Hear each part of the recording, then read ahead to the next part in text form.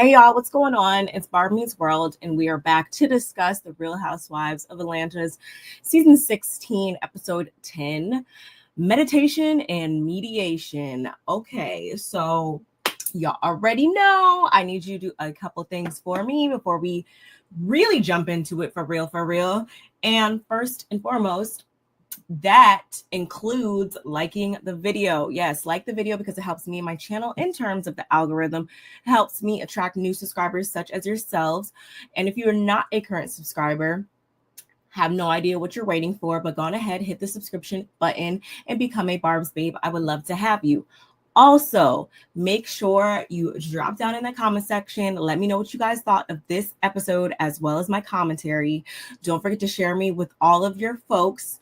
Turn on your notification bell so you know each and every time I make an upload. And that concludes all of the housekeeping. And here we are. Let me throw up my banner so you could follow me on all of my social media platforms, my social media profiles. And yes. Y'all, this episode was cool or whatever. This episode was cute enough. We are right at the heart of the season, and we're finally, and when I say finally, y'all, because I already know that somebody's going to take this wrong when I say finally, but we are finally seeing the beginnings of the end of a certain friendship. And y'all already know what I'm talking about, and you already know why I'm doing the air quotes, because the friendship has been one-sided for the longest, in my opinion, and we're starting to finally see what we're seeing in the blogs today. We're finally starting to see what exactly orchestrated and kicked off this entire thing between Shamea and Porsha. Yes, Shamea and Porsha. We got into all of that. I enjoyed this episode. I think that I would be crazy not to say that it gave us a lot to really chew on and really begin to dissect. And I'm not even just talking about Shamea and Porsha. There's also some other interpersonal relationships up in here that we're going to get into. So without further ado, y'all, let's jump into it. Okay.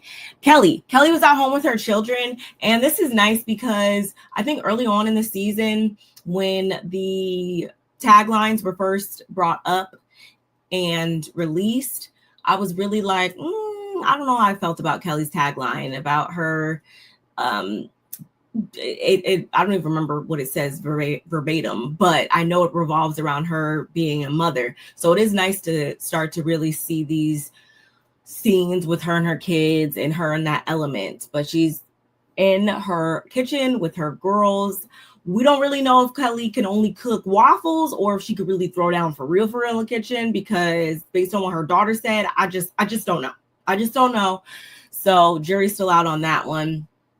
Chloe, we found out that her biological dad is in her life. And I'm only going to speak for myself when I say I just assume that maybe he wasn't, because the fact that the ex-stepfather played such a significant role. And it's not to say, obviously I know, because I was a recipient of having a full-time mom, but I also had a stepmother that heavily influenced my upbringing. So I know that it is possible to have multiple parental figures in the rotation, but it's just the way that it was presented led me to believe that he wasn't really in the picture for real. Nonetheless, he is in the picture, and they didn't always co-parent too great in the beginnings, but as of now, they're currently having a really good co-parenting relationship between them two. So much so that Kelli refers to the friendship like a brother-sister relationship. How do you guys feel about that? I always kind of feel like I understand the sentiment, but when people say those exact words verbatim, it always makes me kind of be like, that's a little weird, blowing your back out. Now you're considering him like a brother. Like I said, I get the sentiment, but it is a little odd, an odd word choice, in my opinion, if I'm just being 100% real with y'all. So, again, not too much with this first scene with them. I will say, though, despite the plastic surgeries that may or may not have happened on Kelli's face, I will say that her oldest daughter especially, looks just like her. And the girls, they were the cutest. I don't remember, one of the twins really made me laugh in this scene. So I like to see the ladies in their true like elements. I do love to see that. So shout outs to them. We do know that she's living in a townhome right now that they are spilling out of. So much so that she's on the hunt for, a new home and all that.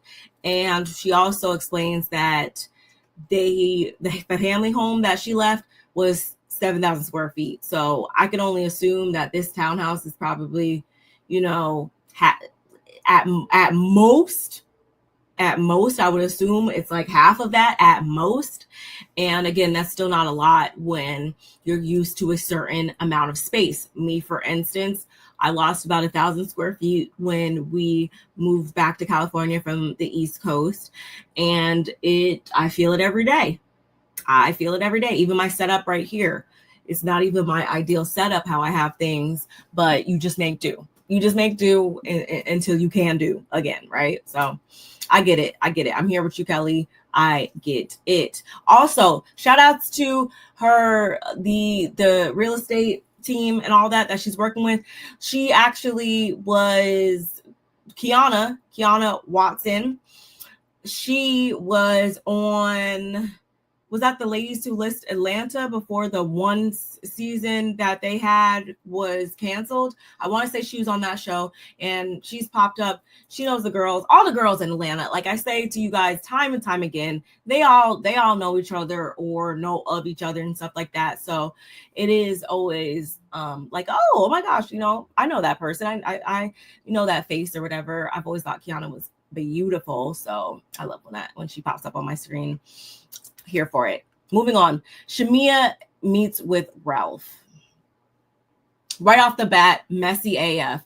And it's like the way that they presented it, the way that Shamea presented it was like as if she was solely meeting him because they have such a rapport, because they did a podcast back in like 2022. And it wasn't even just her and him. It was her, him, Todd, and Ross were actually there as well. So this is why, Shamea, you are looked at as Porsha's lapdog, as her do-girl, as her flunky, whatever you want to call it.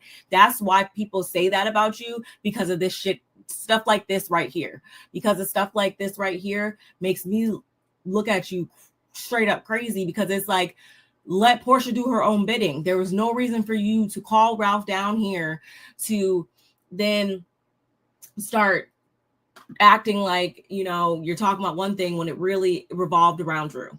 And what's even more messy, and, when it comes to low down foul behaviors, we've seen Porsha be no stranger to indulging in that type of activity. So it's very off-putting for someone like me to see you in this episode in particular be presented with the fact that, hey, we heard the things that you're saying, and the things that you're saying have revolved around the fact that you don't feel as though Porsha really goes up for you and is as good of a friend to you as you are to her, etc., etc.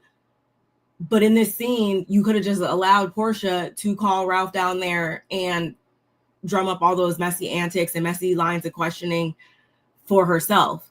There was no reason for you to get this involved. Just saying.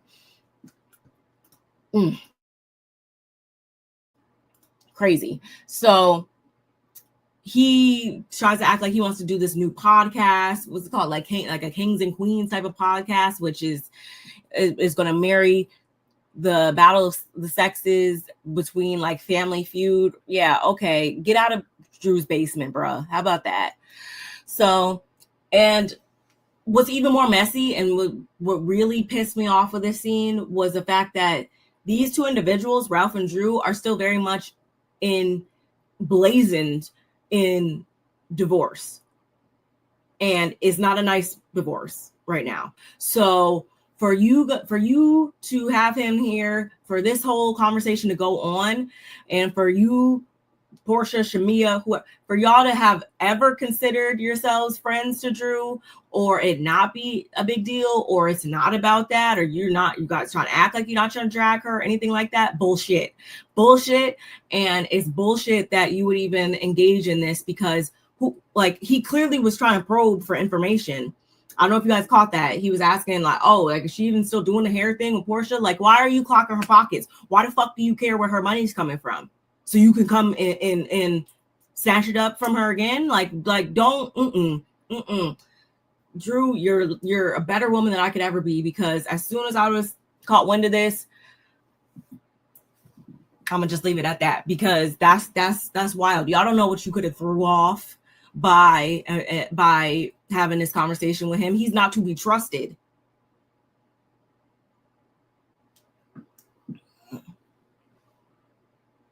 He said who Drew is becoming, he doesn't like. He said that they were engaged within 3 months, married by 5 months, pregnant by 8 months. Tried to make it seem like it was just this, as Shamea said, some whirlwind like romance that just took off, and it never should have, I guess, happened, and it happened so fast and blah blah blah. But okay, but what did you introduce into it? What did you introduce into the situation, sir, that wasn't necessary, that wasn't beneficial to y'all's union? It's like he's trying to pin everything on Drew, and I'm just not buying that. And that's not, and I could fully say that with the understanding that Drew also be lying. Drew also has her ways about her, but it's giving, and it was even said online and stuff in the comments, and numerous people have pointed out that no, it's looking very much like you love bombed her, or you showed her your representative, only to then pull a switcheroo when y'all really got off, sailing off into the sunset, so to speak. It was sailing off into a shitstorm is what it was. But anyway, then in walks Porsha, and he's like, oh, I did not know she was coming. Porsha's like, oh, I did not set this up. I did not know this was happening like that. Bullshit on both parts. I don't care what anybody's saying. You guys cannot convince me that they didn't know that the other person was going to be there or whatever. Shamea tries to act like she only wanted Porsha there to be a witness. Then you could have called anybody else there. Why would you call the main person who is involved in this? That like stop trying to act like your nose is clean. It's not. It's definitely not. And that's why, you got played ultimately, Shamea. Sorry to say, but you did. In the end, looking like a beat dog. And no, Drew does not currently represent Go Naked anymore. So there's that. Porsha quickly let him know about the text that Drew sent to Dennis, apparently saying something, or Dennis sent Porsha a text message talking about he told Drew that he didn't want to F her and run him his money. This is just so messy to me. Porsha also tried to tell Ralph that Drew was talking mess about Pilar, which we know exactly what Drew Drew said and what she meant by it. At least I feel like I got a firm grasp on what she was trying to convey when she said that. It was a joke. Would I have even joked?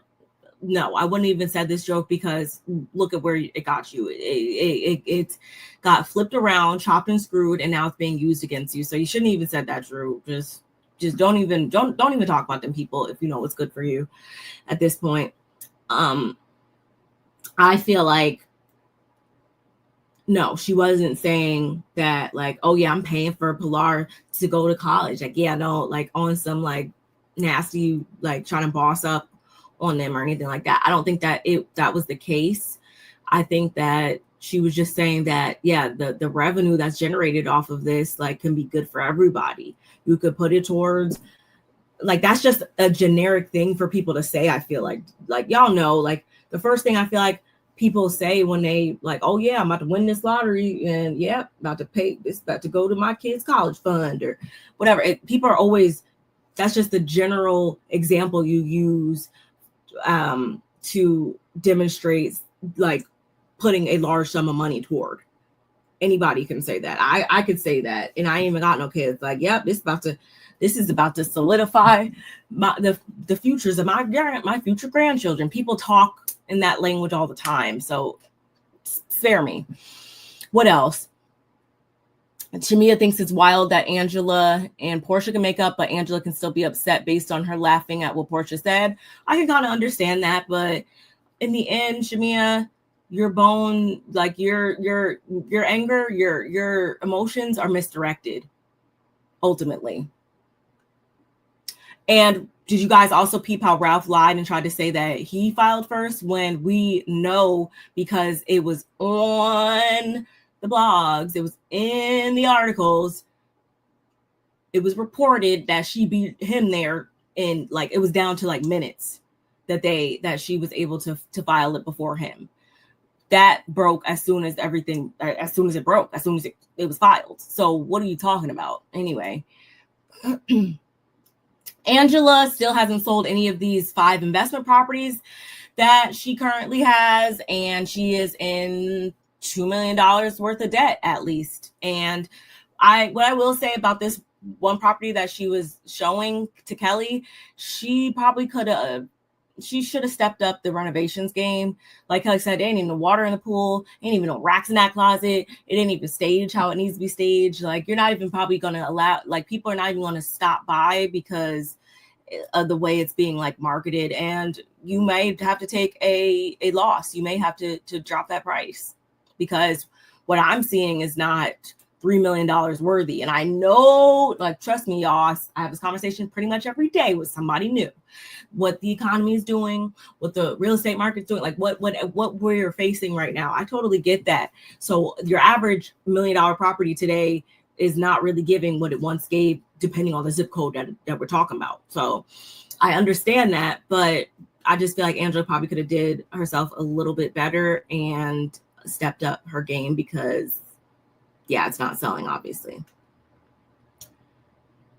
Kelli, how do you guys feel about Kelli? I feel like Kelli started off strong. I feel like she could still end strong, but she's getting a little messy in there, a little bit too much, so that she's popping up like it's like a hedgehog or something, like poking their head up or whatever.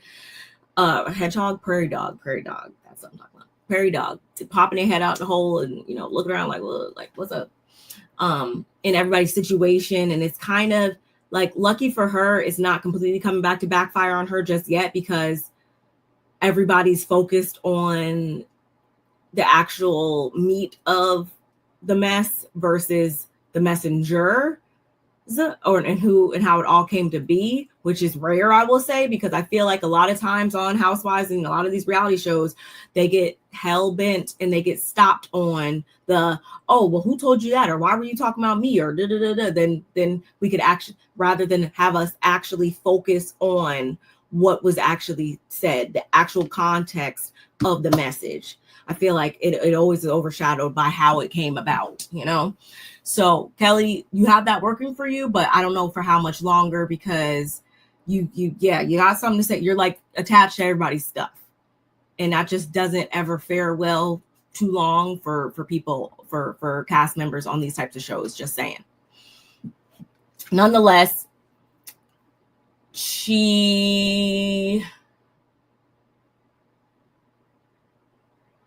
Angela wants to know what Kelli thinks she knows about her marriage, because that's how it came across at Cynthia's house when she was co-signing the stuff that Brit was saying about, you know, side babies or whatever. And Angela explains what went down with Wendy, which I've discussed before. And the way that Angela's now breaking it down is that that was all focused on her daughter, Amari, her oldest daughter's father. That was not focused on her, what she went through their ex-husband. The word choice here was a little weird for me, how, you know, she was there. They being several of the ladies at this point are trying to like match up certain situations and compare and contrast certain situations and examples. And sometimes they miss the mark for me. So the wording here was a little weird for me. I feel like just the way that Angela was trying to explain it and match it up. But basically her Wendy and Charles were doing some type of like cooking segment, something. And right after that, Angela went up to her and this was right, I guess, when the news broke about Kevin stepping out on side babies and that whole situation came about. She just felt it in her spirit. She needed to say like, hey, it's just a side baby or whatever. And then that's when Wendy was like, have you been through it? Angela says yes, because she was referring to her daughter's father, where she actually wound up being a side chick in that whole mess, apparently. But Wendy took it as though she was talking about Charles, and that's how she presented it to the world. So, yeah. She does confirm that there has been infidelity even around the time that everything went down in Madison Square Garden, and they, as a result, like took a break. So I can understand that, and I'm for now, I'm gonna just roll with that, because obviously she's not gonna tell a different story. Obviously, that can be believable, but it's just like, if you were never on the show, like, would you have ever set that record straight? Because I don't think she had until this point. So it begs me to say, like, is it really the truth? Like, I don't know. I don't know if we'll ever get the real deal for real, if that's not the case. And then Angela expounds upon the time she had a talk with Shamea that didn't necessarily go right. And, you know, they've had private conversations in regards to Porsha. So, you know, she just thought that after Shamea played them. Oh, yeah, they had a private conversation after the bank where Shamea played her new song to the ladies. They had a private one-on-one conversation after that, or they went out together or whatever. And Shamea revealed that she doesn't fully feel supported by Porsha. She brought up how she still is feeling some type of way that she didn't show up to her wedding, how she is afraid to address things with Porsha. And I can believe that. I definitely can believe that, based on how she's moving. And even in this situation, Shamea's birthday was like a day or two ago, and she was way too thrilled that Porsha, because they haven't been seeing it for each other, obviously, since all this transpired on the show up until now and stuff. So Porsha, and I feel like I don't know what she was playing out when she did it, but it's something to benefit Porsha, because that's just how she moves. It's always going to be to do whatever she's going to do to benefit herself. So when I seen the birthday message and stuff like that, Shamea was just way too over the moon about it. I'm like, see, this is all she just throw a scrap out there. She gonna catch it in her mouth, and they're gonna be back. They're gonna be back to their usual bullshit, is how I see it. And Kelly's whole thing is she doesn't know why Shamea would be confiding in Angela, and Angela needs to mind her business. Again, like I said, Kelly seems to be playing all the sides, and that just never pans out well for anybody, in my opinion. Moving right along, we stop over at Brit's house. Don't really care too much about this, because it's Brit, her husband. don't care about them. But to summarize their scene, I will say that she's excited to have her mom move in, even though they won't be able to walk around naked and stuff. You should have thought about that before you had her move in, but okay. And he asked her about how things are going with the ladies. She still brings up how she's not seeing eye to eye with everybody, even Angela, etc., etc. She would be one to talk about taking accountability. That's wild. And he also let us know that he's meeting up with Cher. Because he reached out to her. Let me know how you guys feel about that. I'm like, that shouldn't have just been left up to them two, I feel like. And no, there's certain things that you will handle and you will spearhead when you marry a person, when you guys are in a relationship, however you want to put it, you will be the go-between between your family and your significant other for certain things. I think that's totally normal sometimes. In this case, I feel like this was one of those cases where Brit should have been involved. And that's just because we've already seen that Cher has a lot on her heart, on her mind, on her spirit, on her emotion. She got a lot with her right now. So I just feel like Brit should have made herself more involved in that. But then at the same time, yeah, maybe it is good for them to start to foster a independent relationship, just them two, and maybe it will quell some of the negativity and the negative outlooks that they probably have on each other and stuff. But I don't know. Anyway, over at Angela's investment property once again, Porsha pops up on her and she let us know, and I don't have any qualms about this. I would have been the same exact way.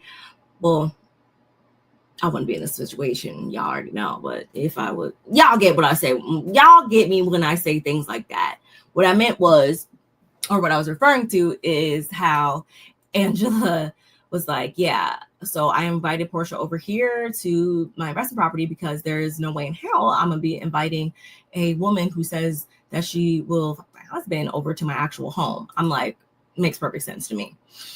Because the last time we seen somebody invite Porsha into their home, next thing we know, we spun around and that same home, that same husband, that same everything was now Porsha's. She was now attached to it. So yeah, maybe that wasn't a good idea. Maybe you learn quickly, Angela. Yeah. So Porsha had this Pampered by Porsha type of event, which actually turned out to be a very nice event, y'all. And Amari was also there too, which let's just pause right there real quick.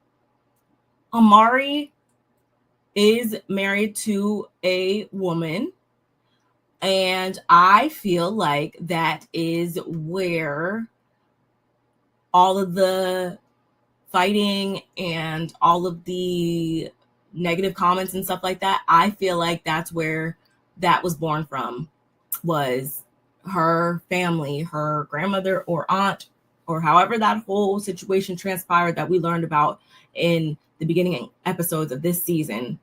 I feel like that is why that occurred. I feel like they probably have some type of issue with her being with a woman potentially, because when you say demonic, like we already, like that's been a label placed on homosexuality, that has been placed on individuals who are attracted to the same sex.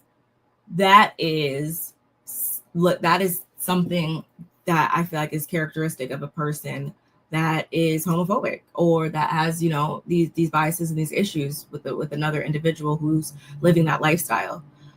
I feel like that's what it was. And maybe I'm putting 20 on 10, and that's why y'all can let me know your thoughts and feelings in that comment section down below. But I feel like that's where stuff kicked off between them. I think so. I feel like that's an educated guess. Okay. Anyway, going back to this whole event that Porsha plans on having, she's clearly running with what Dennis told her about how Drew was coming at him, or what he told Drew, however you want to put it. Angela actually, she was like, you know, that's not something I heard, or that's not the Drew I know. And she plans on getting Drew's side, which I think is the right thing to do, especially if you consider that person to be a true friend, then yeah, you will get that person's side. So I think Angela's continuing to play the game properly. And Angela also clarified the Pilar College comment up, and it had Porsha kind of looking at Shamea crazy, I guess, in that moment, because that's not the way Shamea conveyed it to Porsha. So she says, okay now. So again, we're peeling back the layers of the onion here, y'all. Then, as Angela also brings up what Kelli told her about Shamea saying she felt as though Porsha didn't want her as part of the group.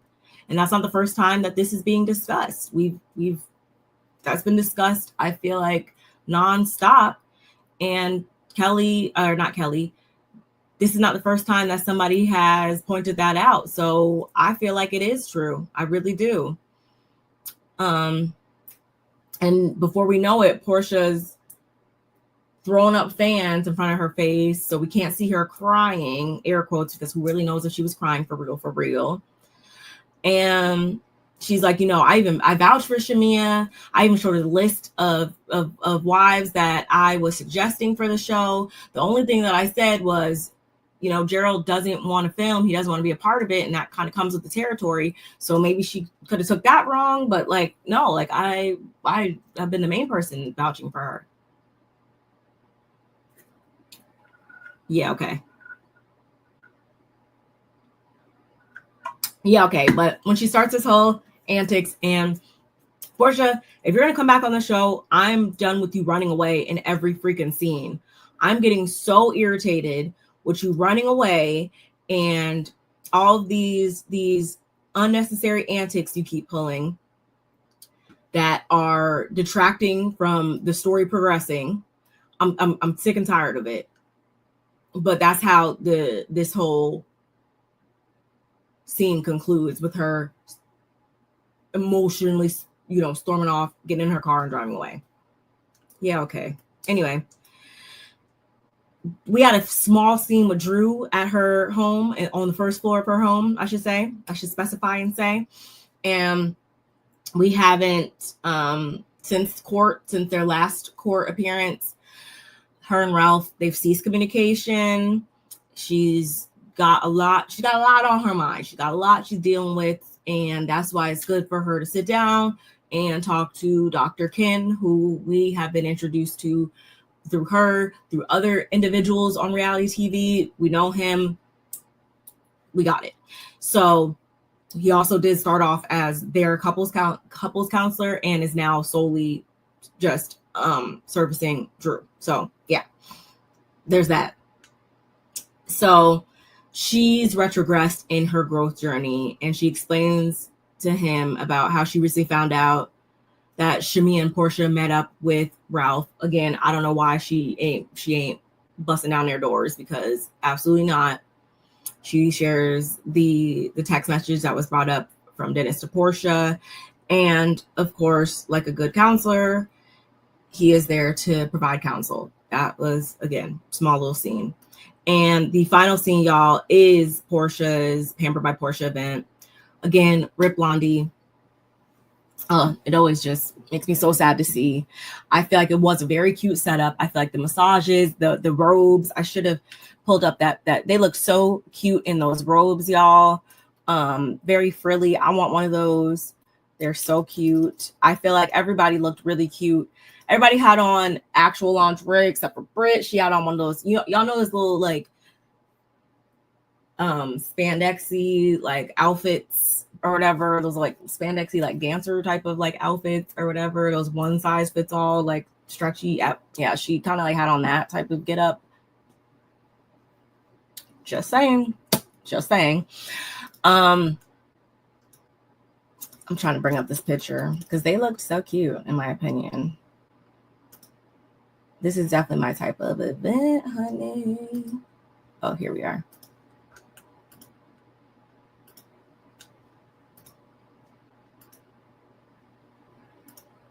I feel like they look so cute. Everybody, I love the monochromatic looks and everything. But you guys see how she like placed these sheets right up there.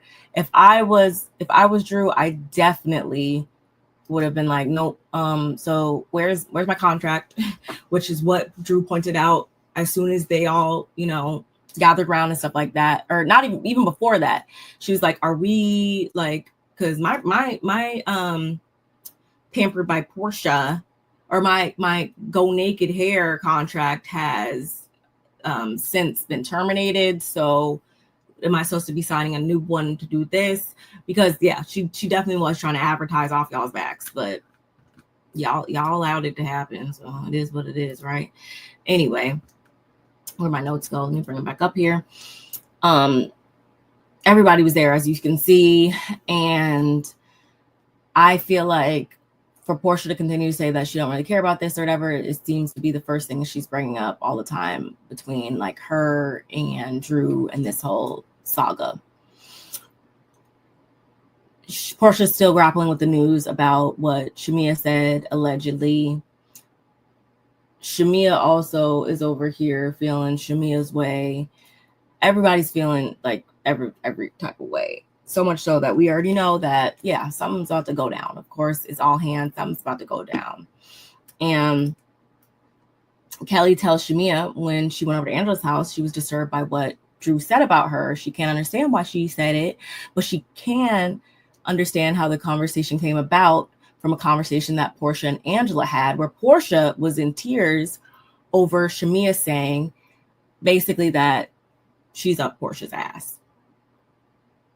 Okay. Of course, Shamea was taken back by that. And that disturbed her entire spirit for the rest of the event. And Kelly's like, everything that you told Angela went back and she went back and told Porsha. But Kelli, I feel like that label can also be attached to your forehead too, because you've been running your mouth a lot too. And you, last time I checked, you was the loudest one in the room, even though you was the smallest one in the room. So,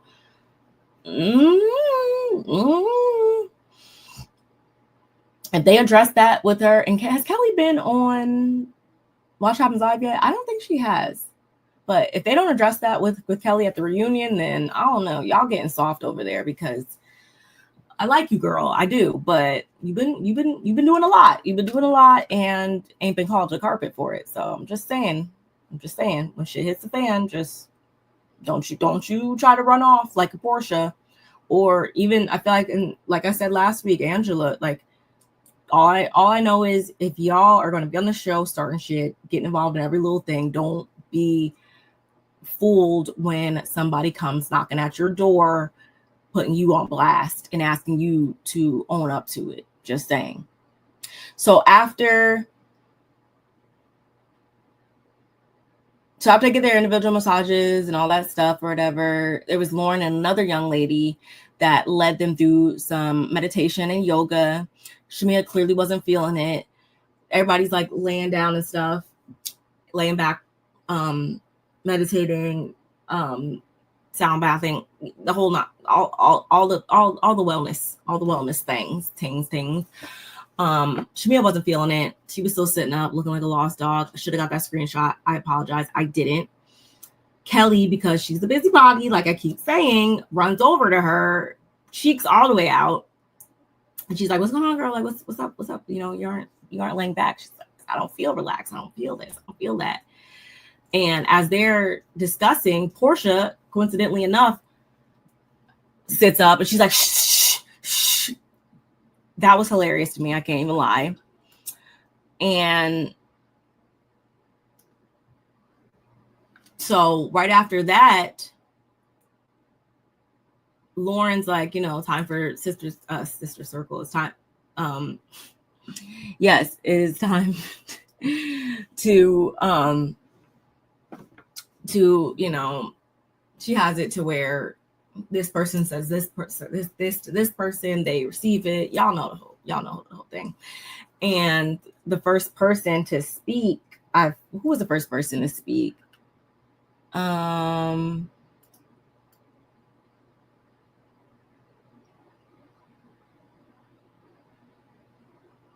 yeah, Kelli. Well, it was Kelli that pointed out how she's always admired Shamea and Porsha's friendship. Lies, messy, but she just feel like they should have a conversation. And this is when Shamea finally decides to speak up to say that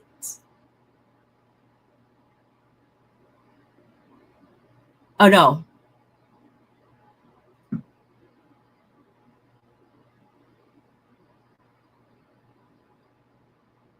she isn't able to shine because of legend. Yeah, the way that Kelli conveyed it, Shamea didn't agree with that, or that's not what she said. And this is just the way in which Shamea handled this entire conversation, y'all. And when shit was hitting the fan, the way in which she didn't own up to it and just stand in it and provide the confirmation that this is how she's felt for years. This is, exactly how she, even if those weren't her words verbatim, it is speaking to the gist of how you felt. It is like, you girl, why are you lying? So immediately she starts to deny it, I feel like. And Porsha says how Angela and her spoke about Shamea and how she's a good friend and I'm a bad friend. And the way, like the way in which Porsha was trying to make herself, like the way in which she was trying to spin it, I feel like you allowed her to do that by the way you handled it, Shamea.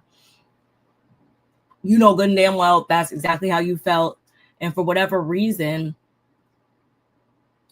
you are just trying to shy away from it. And I can't think that it is because of any other reason other than, yes, you are afraid, or, she knows where the skeletons are buried, or however you want to put it, y'all. There's a reason behind the fact that you just don't want to see, like, I don't understand it. Like, what is it, Shamea?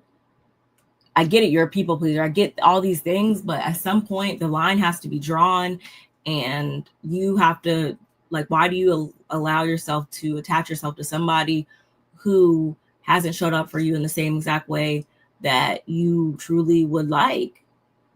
She says that she didn't know they had an issue and she's never heard this before, because Porsha tries to go on to explain that the reason why she didn't show up for Shamea's wedding is because they hadn't been talking a couple months prior to that.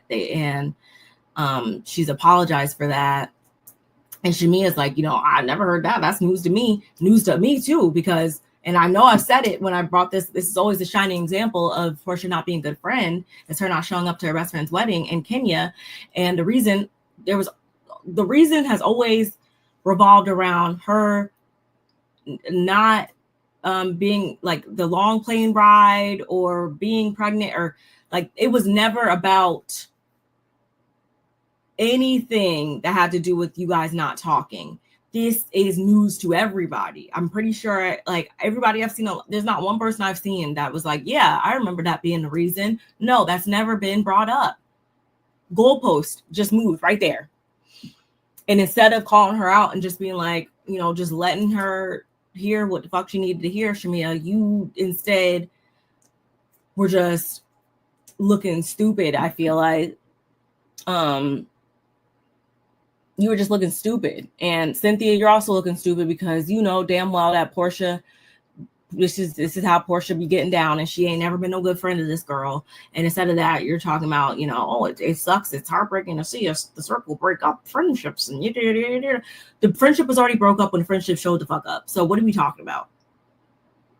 Anyway. But yeah, y'all. So like I said earlier on, beginning of the end of this friendship between them, I'm eager to continue to see where we go with this. We still ain't gone on the actual cast trip yet. We still got some more with this season, y'all. So y'all let me know how you felt about this episode. Let me know how you felt about my commentary. Have you been picking up what I've been putting down? I want to hear it all. I definitely do, y'all. Don't forget to like, comment, subscribe, share, do all the things. Follow me on my socials, and I'll see you in the next one. Bye.